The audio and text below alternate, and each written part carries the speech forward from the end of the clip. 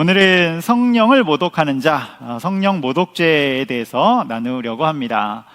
오늘 본문은 굉장히 두려운 말씀으로 여겨지기도 하고 또 한편으로는 의문이 되는 그런 말씀이기도 합니다. 성령 모독죄, 옛날에는 성령 회방죄라고 하는데요.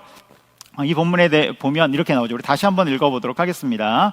마가복음 3장 28절로 29절 다시 한번 읽어보도록 하겠습니다. 시작.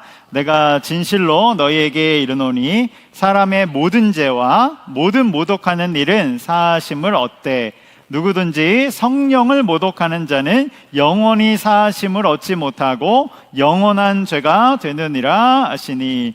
아멘. 여기 보면 영원히 사하심을 받지 못하는 죄가 나오는 거예요. 그러니까 얼마나 두렵습니까?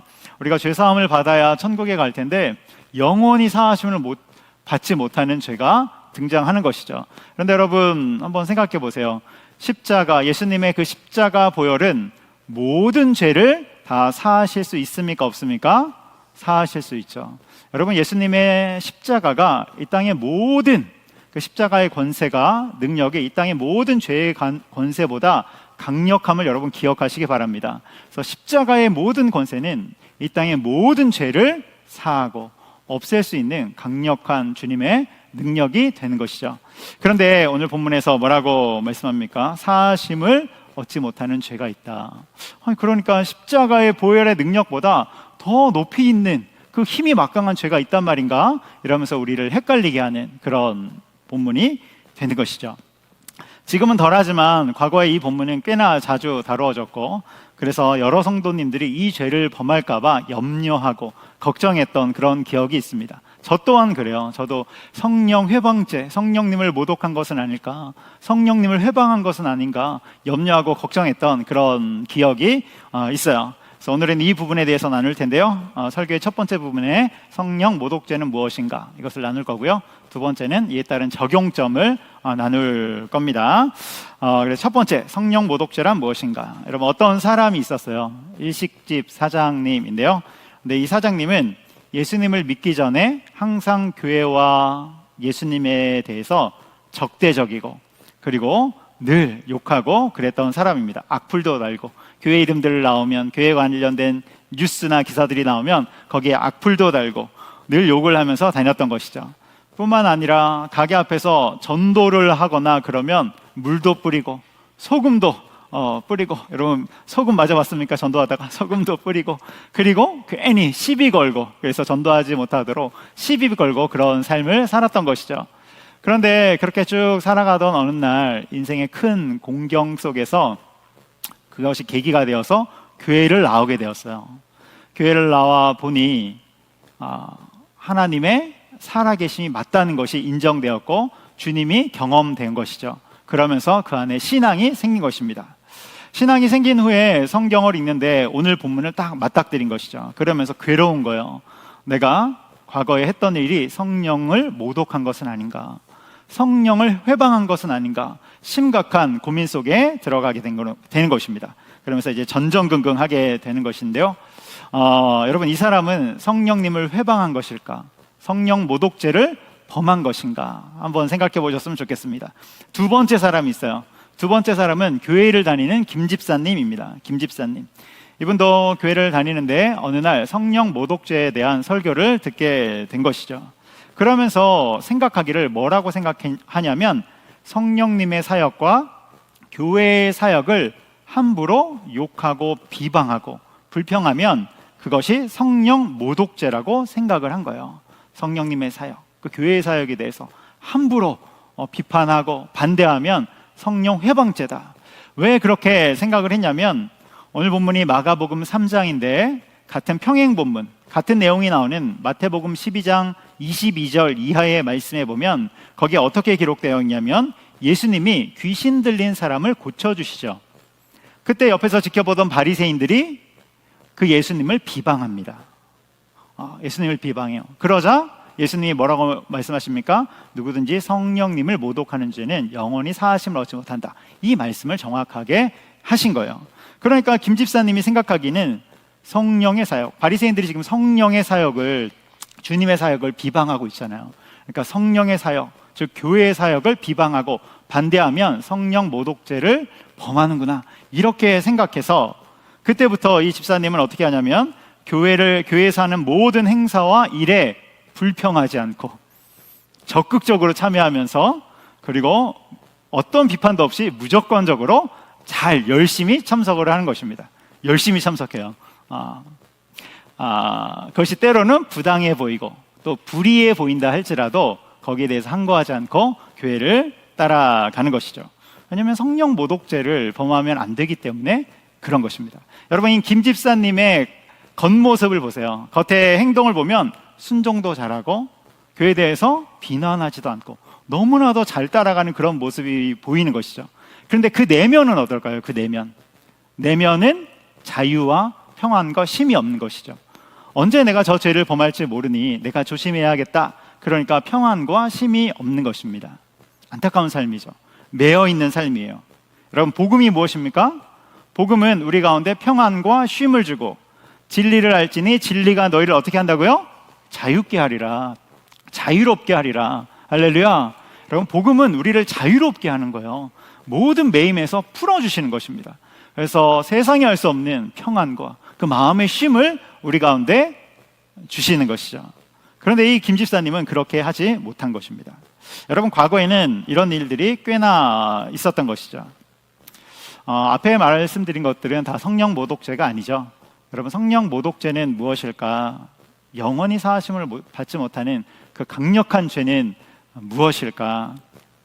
오늘 본문의 말씀은 마가복음 3장 20절로부터 시작이 됩니다. 마가복음 3장 20절에 보면 이렇게 나오는데요.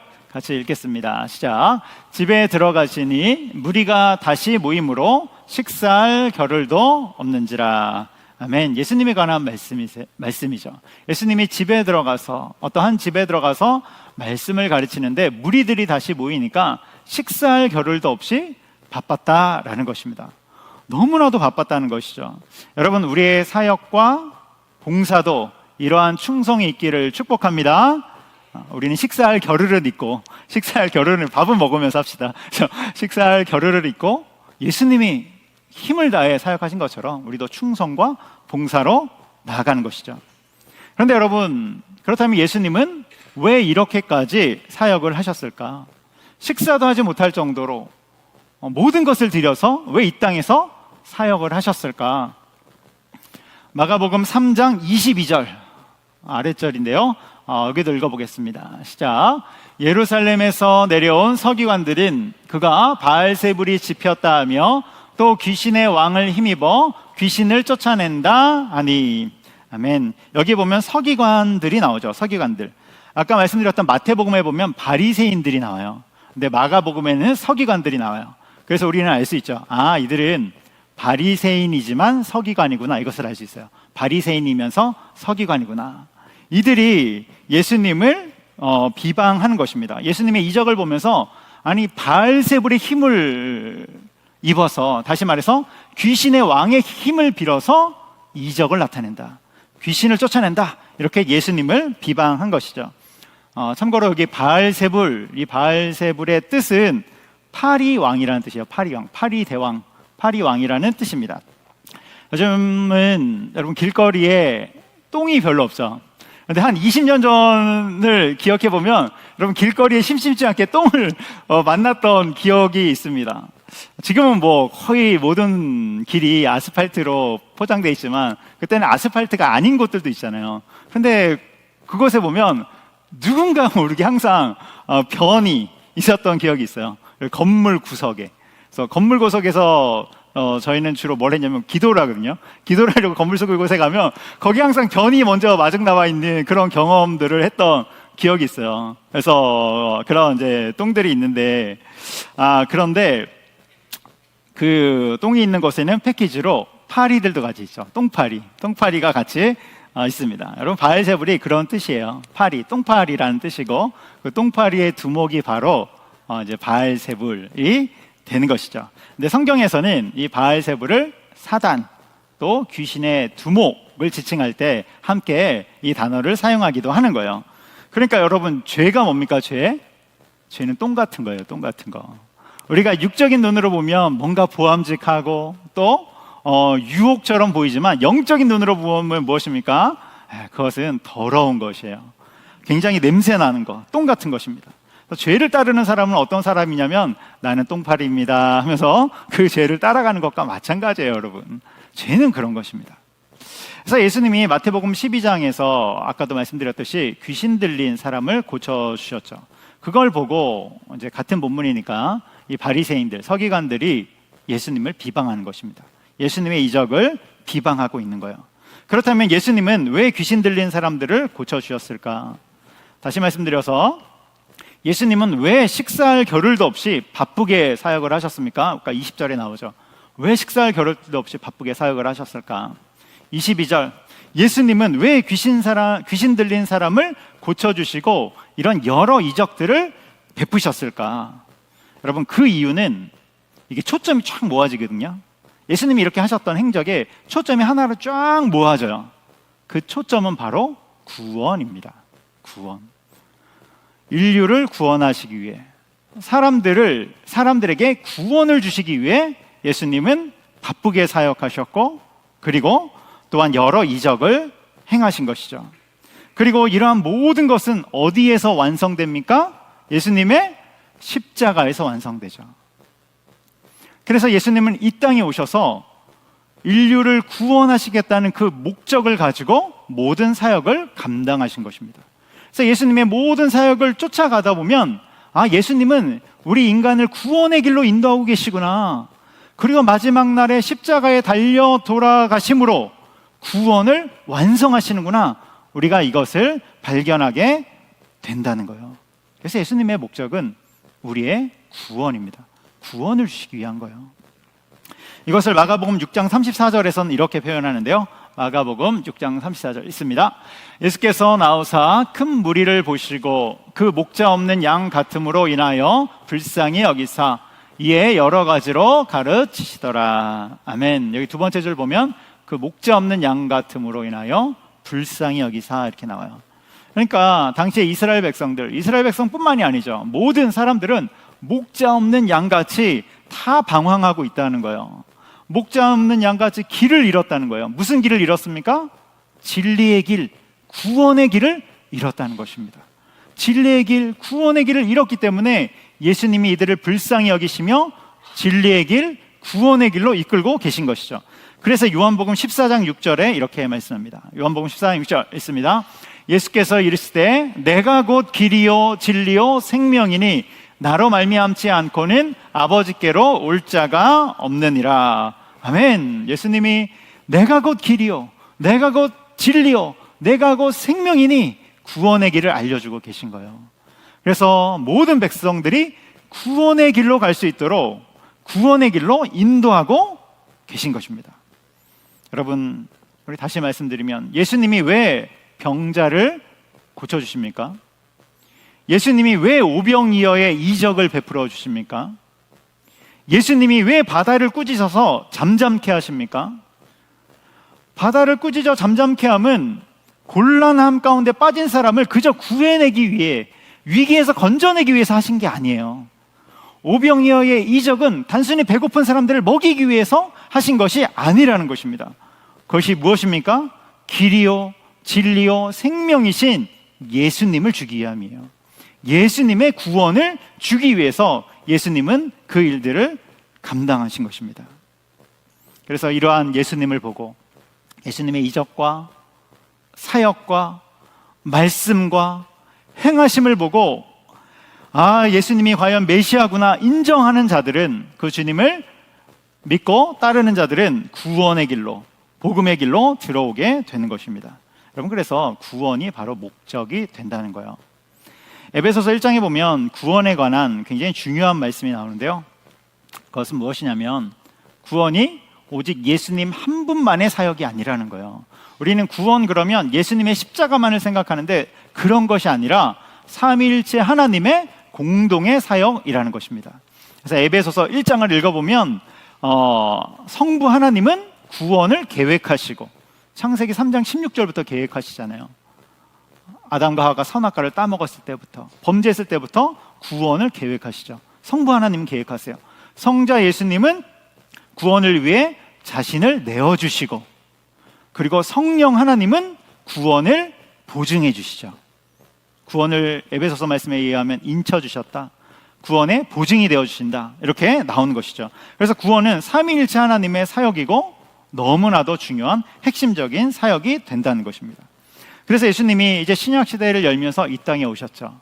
그리고 예수님이 십자가에 달려 돌아가심으로 인해 그 이후에 구원의 방법은 어떻게 됩니까? 예수님이 나를 위해 십자가에 죽으셨음을 믿고 내 죄를 대속하여 주셨음을 믿고 예수님이 나의 주님이심을 믿는 자들은 구원의 길로 들어가는 것입니다. 할렐루야, 아멘. 여러분 구원 받으셨습니까? 아멘. 그럼 증거가 뭡니까? 여러분 구원받은 증거가 뭐예요?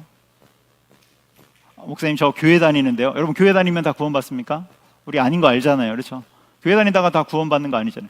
오늘 금요기도에 나왔는데요. 잘하셨습니다. 금요기도에 나온 건 잘하신 거예요. 금요기도에 나오면 구원 받는가?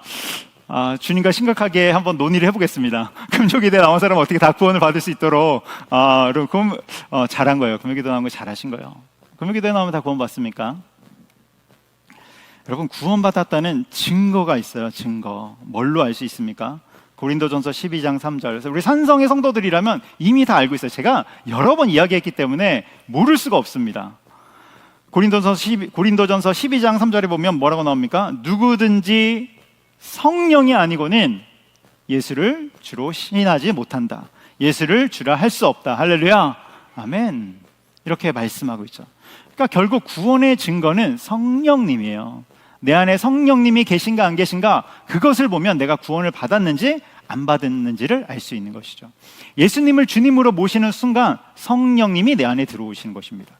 우린 예수님이 내 안에 들어오신다고 생각하지만, 여러분 그것도 맞는 말이지만 예수님은 이미 부활 승천하셨고 보혜사 성령님을 우리에게 보내주시사 우리 가운데 성령님이 내주하시도록 하는 것이죠. 그래서 구원의 결정적인 증거는 성령님이 내 안에 계실 때, 그것이 바로 구원의 증거가 되는 것입니다. 그래서 여러분 내 안에 성령님이 계신지를 확인하면 되는 거예요. 그러면 그 사람은 구원을 받은 것이고, 성령님이 없다 그러면 오늘부터 기도해야 돼요. 성령님 나를 찾아와 주옵소서. 내가 예수님을 주님으로 모시기 원합니다. 그래서 여러분 그렇다면 교회는 무엇입니까? 그래서 십자가, 구원의 가장 중요한 것은 성령님이 내 안에 들어오는 것이고, 그럼 교회는 무엇입니까? 교회는 성령을, 예수님을 믿음으로 성령님이 내주하는 자들이 모여 하나님 앞에 신앙생활을 해 나가는 것이고, 또 성령을 받을 자들이 모여서 함께 예배드리고 찬양드리고 주님 앞에 말씀을 듣는 공간이 바로 교회가 되는 것이죠. 여러분 성령님이 우리 안에 어떻게 들어오십니까? 우리가 말로 예수님을 주라 시인할 때 들어오지만, 또 하나는 예배를 드리고 있는 중에, 또 말씀을 듣는 중에, 그리고 찬송을 하고 있는 중에 어느덧 내 안에 성령님이 들어와 계시죠. 그리고 살다가 그 성령님이 내 안에 들어온 것을 발견하는 그 날이 오게 되는 것입니다. 그래서 여러분 교회의 예배는 너무나도 중요한 것이고, 우리가 주님 앞에 나와 말씀 듣고 찬양하는 것은 너무나 중요합니다. 예수님 모르는 자들을 계속해서 교회로 초청하고 여러분 전도하시기 바라요. 그들이 예배를 드릴 때, 또 말씀을 들을 때 성령님이 그 안에 거하게 되기 때문에 그런 것입니다. 그래서 성령님이 중요해요. 그런데 오늘 본문에서 바리새인들, 이 서기관들이 뭘 하고 있습니까? 이 성령의 사역, 구원의 사역을 방해하고 있는 거예요. 다시 말해서 예수님의 구원 사역을 부인하는 것이고, 예수님이 메시아가 아니다, 예수님이 구원자가 아니다 하면서 예수님을 거부하고 있는 것이죠. 예수님을 거부하고 있는 것입니다. 그래서 예수님의 구원 사역을 끝까지 거부하는 자들은 어떻게 됩니까? 그들은 예수님을 거부했기에 죄사함을 받지 못하고 영원한 사망 가운데 들어가게 되는 것입니다.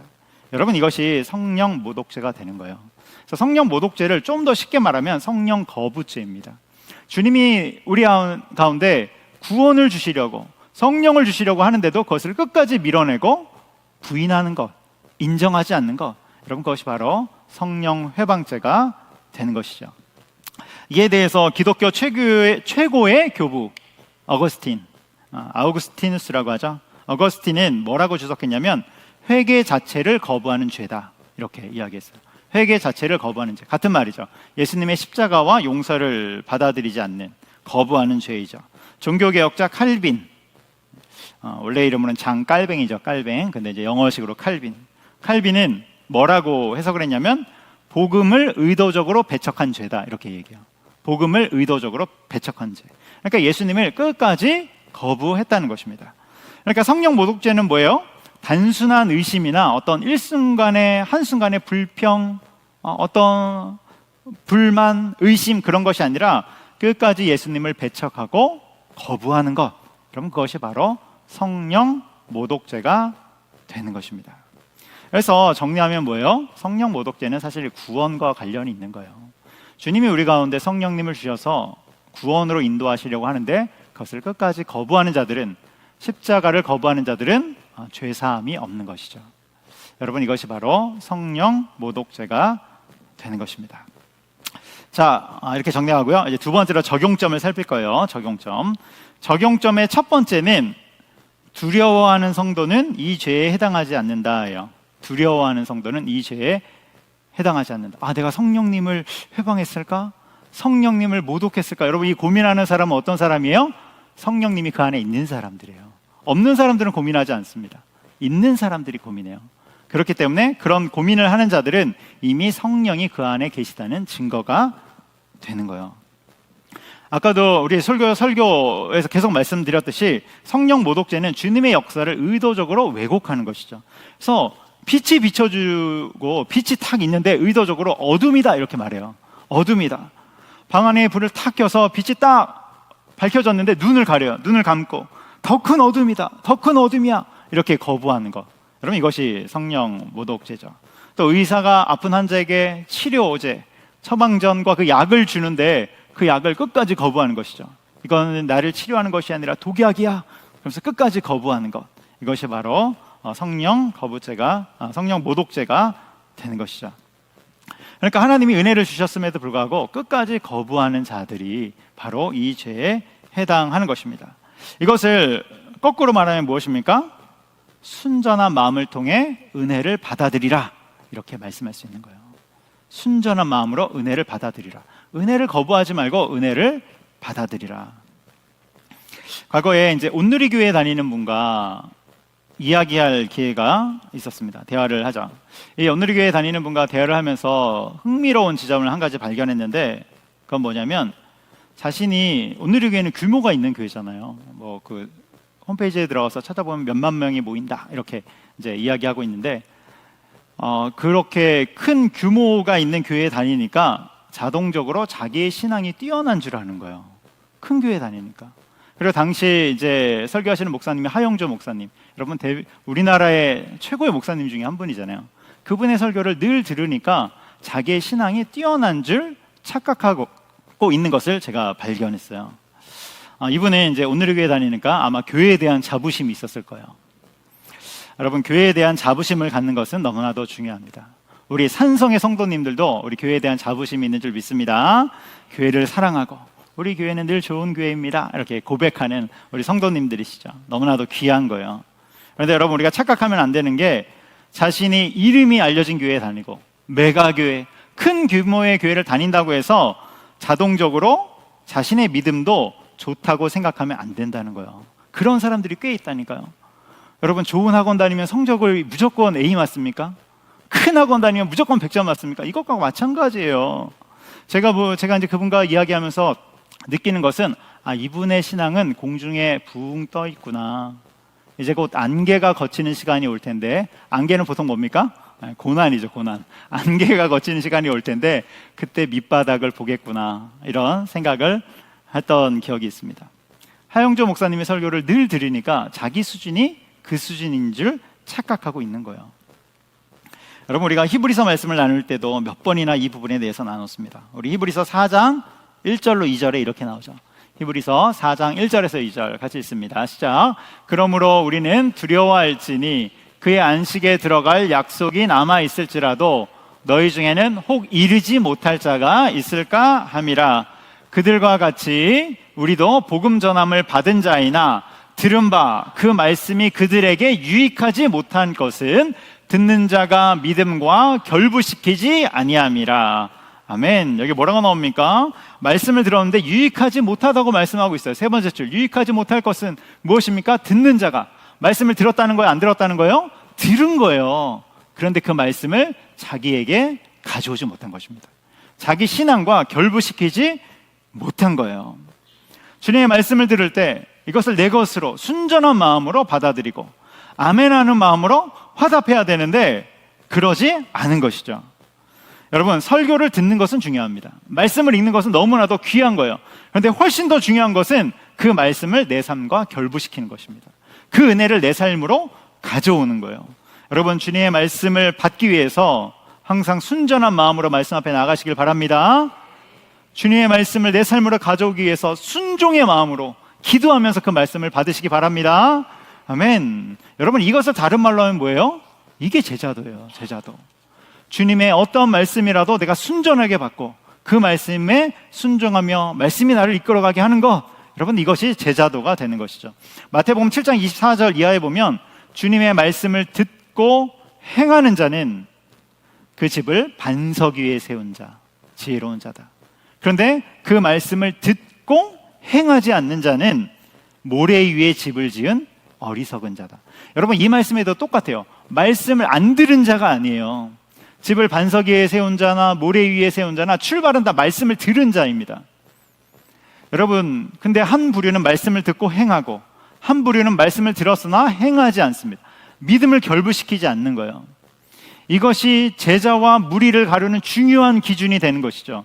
여러분, 제자는 무엇입니까? 말씀을 듣고 그대로 행하는 자들. 무리는 무엇입니까? 말씀은 들었으나. 여러분, 말씀 듣는 게 기본 시작이라니까요. 말씀을 안 듣는 자가 무리가 아니라 말씀을 들었으나 그 말씀을 자신의 믿음과 결부시키지 않는 자, 그들이 바로 무리가 되는 것입니다. 여러분, 이 사람들이, 이런 무리들이 말씀을 잘 아멘으로 받을 때가 있어요. 그때가 언제냐면 나에게 좋을 때, 나에게 유리할 때, 이것이 내 이익과 부합할 때, 그때 받아들이는 것이죠. 여러분, 그렇다면 그것은 100% 무리입니다. 무리. 제자는 어떠한 말씀이라도 자신의 삶과 연결시키며 말씀이 나를 이끌어 가도록 아멘으로 순종하며 나가는 자입니다. 여러분, 아브라함도 마찬가지이죠. 하나님이 아브라함에게 고향과 친척과 아버지의 집을 떠나 내가 지시할 땅으로 가라. 여러분, 얼마나 당황스러운 말씀입니까? 이 말씀에 의지해서 아브라함이 몇 킬로미터를 이동하냐면 무려 1000킬로미터를 이동해요. 이익과 부합합니까? 아브라함은 그 배경을 살펴보면 꽤나 잘 살았던 사람이에요.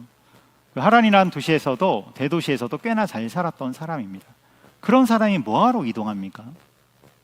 그러나 하나님의 말씀을 자신의 믿음과 결부하여 순종한 것이죠.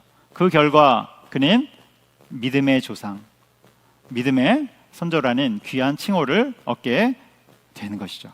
여러분, 하나님의 말씀이 하나님의 사람이 누구입니까? 하나님의 사람, 그 말씀을 듣고 내 삶에 결부시키는 자들, 순전한 마음으로 말씀을 받고 순종하는 마음으로 말씀을 받는 자들. 여러분, 결국 우리의 신앙의 싸움은 그것임을 여러분 기억하시기 바라요. 들은 말씀을 어떻게 내 삶에 가져오는가. 그래서 어쩌면 우리는 더 많은 말씀을 들어야 하는 것이 아니라 들은 말씀을 어떻게 내 삶에 순종으로 연결시킬 것인가, 여기에 싸움이 있는 것입니다. 그렇게 나가는 우리가 되기를 축복합니다. 적용점의 두 번째는 성령님과 동행하는 삶을 살라는 거예요. 성령님과 동행하는 삶을 살라. 여러분, 지금은 성령의 시대이죠. 예수님이 승천하신 이후로 주님은 우리 가운데 또 다른 보혜사 성령님을 보내주셨어요. 그래서 우리는 성령의 시대를 살고 있죠.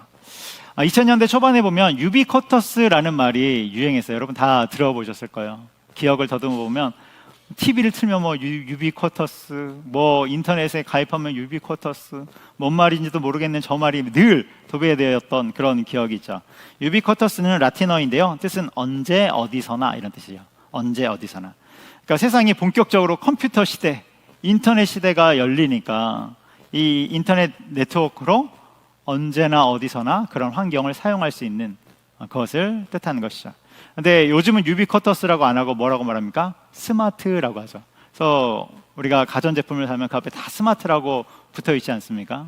그래서 우리 핸드폰도 스마트폰이고 또 뭐 스마트 시티, 요즘 뭐 사물 인터넷도 나오고. 그런데 어쨌건 그래도 다 유비쿼터스의 세상인 것이죠. 원래 이 유비쿼터스라는 말은 신학적인 용어예요. 어떤 뜻을 갖고 있냐면 하나님은 언제 어디서나 계신다, 이 뜻이에요. 하나님이 언제 어디서나 계신다.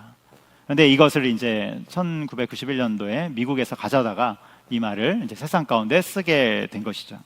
여러분, 하나님은 인터넷이 언제나 어디서나 있는 것이 아니라 하나님은 언제나 어디서나 계십니다. 그래서 우리는 그 하나님과 동행하며 살아가는 것이죠.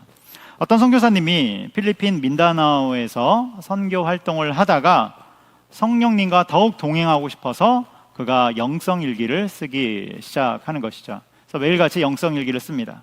그래서 오늘 하루 내가 하나님과 어떻게 교제했는지, 주님과 어떻게 교제했는지, 또 나의 삶의 어려운 문제들, 그런 위협들을 성령님과 어떻게 헤쳐나갔는지 그 일기를 쓰기 시작한 것이죠. 그것이 우리나라에 그대로 들어와서 영성일기 운동이 된 거예요. 이것에 다른 형태들도 많죠. 우리가 감사일기를 쓸 수도 있어요. 감사일기를 쓸 수도 있고, 훨씬 더 전통적으로 보면 기도 노트를 쓰기도 하죠. 또 큐티를 쓰기도 하는 것입니다. 아무튼 우리는 성령님과 동행하기를 힘쓰는 거예요. 여러분, 성령님과 우리 안에 성령님이 내주하셨잖아요. 그 성령님과 항상 동행하고 성령님과 함께 살아가고 찬송과 기도로 성령님과 동행하는 우리가 되기를 축복합니다. 말씀의 결론을 맺습니다. 어느 청년이 있었어요. 그는 이제 어릴 적부터 교회를 다녔지만 마음속으로는 늘 하나님을 멀리했죠. 몸은 오지만 마음은 별로 하나님을 믿고 싶지 않았어요. 부모님 따라 다녔지만 속으로는 저거 다 거짓이야, 이렇게 얘기하기도 하고, 세상에 나가서는 자기 마음대로 살면서 복음을 조롱하기도 했죠. 그리고 하나님이 계시면 증거를 보여달라, 이렇게 비웃기도 했습니다. 그런데 어느 날 큰 사고가 일어나서 이 청년이 병원에 실려가게 되죠. 죽음이 가까이 다가왔다는 사실 앞에서 그가 그동안 붙잡았던 것은 아무것도 아님을 확인하게 됩니다. 자기가 그토록 생각하고 붙잡았던 것은 아무것도 아니죠. 그러면서 마지막으로 하나님을 붙잡으면서 회개의 기도를 하기 시작해요. 그동안 자신이 주님 앞에 잘못했던 죄들을 쭉 고하기 시작하죠. 그때 성령님이 이 영혼을 만지셔서 그가 주님의 사람으로, 그리스도인으로 거듭나게 되는 것입니다. 여러분, 어떠한 죄가 있다 할지라도 그가 예수님께로 돌이키면, 주님을 주인으로 모시면 죄사함을 받고 그리스도인, 새 사람이 되는 줄 믿으시기 바랍니다. 우리는 오늘 성령 모독죄에 대해서 나눴는데요. 성령 모독죄는 용서받을 수 없는 특별한 죄가 아니라 예수님의 구원과 은혜를 끝까지 거부하는 죄입니다. 우린 예수님을 거부하지 말고 주님의 은혜를 쫓아, 말씀을 쫓아 살아가는 우리가 되기를 주님의 이름으로 축복합니다. 아멘.